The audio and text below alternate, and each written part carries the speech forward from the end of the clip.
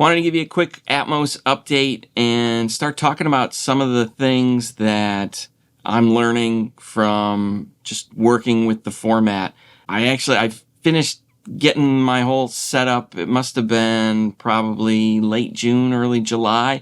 There was a video I did that was a walkthrough. I'll put a link if you missed it and want to get the tour of all of this stuff.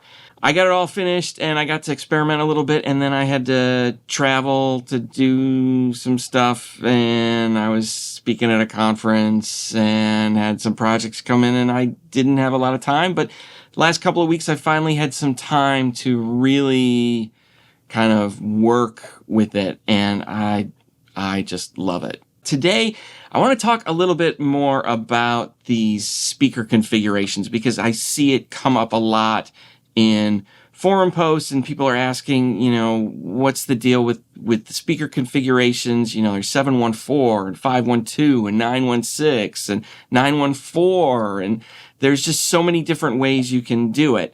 And there's confusion, and I think there's also people kind of are getting into this kind of arms race mentality about, I have to have more and everything. So let's talk about channels and speakers and all that. First up, a big key to understand with Atmos is it's not about channels. It's really about having this three-dimensional sound field or space or environment we get to work in. We have a channel-based workflow in Atmos in the form of what's called a bed. And to me, that's really kind of a bridge from where we've come from in surround sound. 10 years ago when Atmos launched, it was primarily for movies, and the teams that were working on it, there was post-production sound teams involved in feature films. And those guys, they were all very familiar with surround formats, 5.1, 7.1. So it was real easy for them to move to Atmos because they had this bed, this 712, which was, a little more channels, but it was still something that was very familiar to what they were used to working with. The other thing about the bed when it comes to movie theaters is it helps address some challenges of being in that larger environment through the use of speaker arrays. And that's something that I'm not even going to get into because really, for the majority of us who are working in Atmos these days, we're doing it for home environments and home entertainment kind of systems. And that's not something that most kind of average listeners and consumers are going to be dealing with. They're listening more on headphones, getting the binaural experience, or maybe they have some kind of a speaker setup in the form of maybe like a 512 setup or even a 712 or 714. They've got some kind of speaker setup or just a sound bar. And to me, this is what's really cool about Atmos is it's this scalable format that people can experience with really just about any kind of setup. So we don't have to worry as much about all of these different deliverables we need to spit out anymore. At least eventually, I think that's where this is going. On the creation side, it's a little different though. And I think we really do need a particular kind of setup. Now, Dolby's recommendation is you need at least a 714 setup.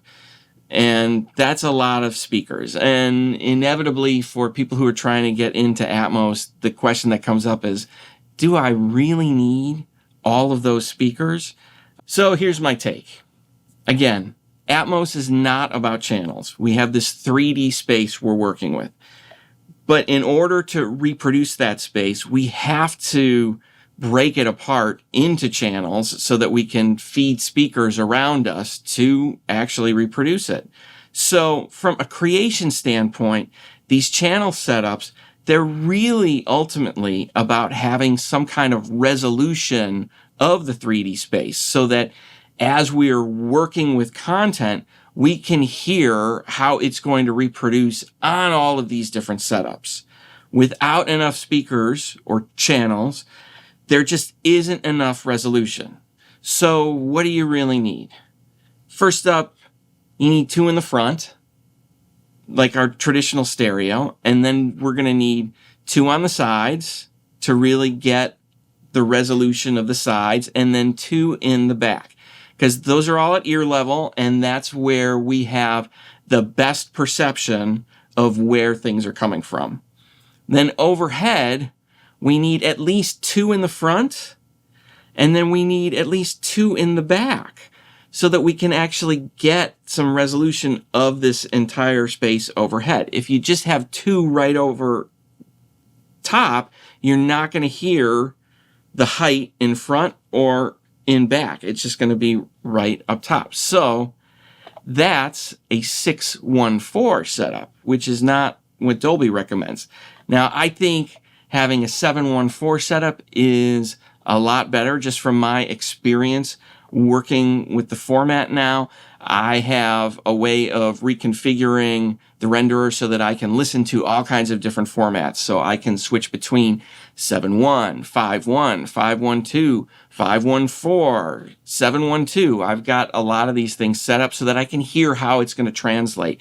And I also have a 614 setup in there where I remove my center channel, and it's just the kind of phantom center that we've been used to from working in stereo for a long time. And it works. I think the 714, it gives you a little more of an anchor right in the middle of that image, and you get a stronger image across the front. But at a minimum, I think you need 2 in front, 2 on the sides, 2 in back, and the 4 up over top. Now, if you're just trying to mess around and you're working at home, I mean, obviously you can work in headphones to get started.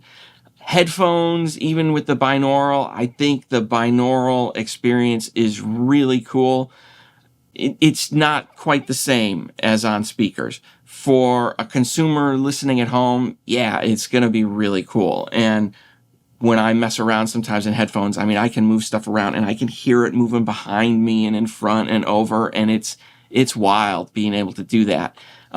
As mixes get more dense, though, I feel like some of that imaging, you don't quite, at least I don't quite perceive it quite the same way binaurally as I do when I'm listening on speakers. I mean, the speaker experience is it's just something else to me, and I can't really explain it. I think, though, if you're starting out, you want to mess around, you can mess around in a DAW with the renderer, or some DAWs, they've got it built in these days, and you don't need the external one like I have over here, because I work in Pro Tools.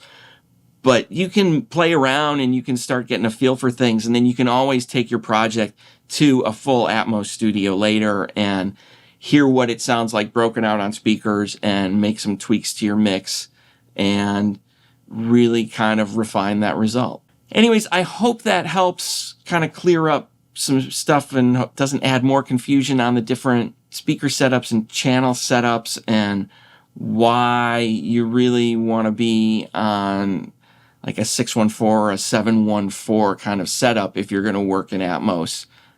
If you've got other questions about Atmos, please leave a comment. I love talking about this stuff. Happy to answer that. And if I can help you with mixing stuff, you can visit my website at staglproductions.com and drop me a line and let me know.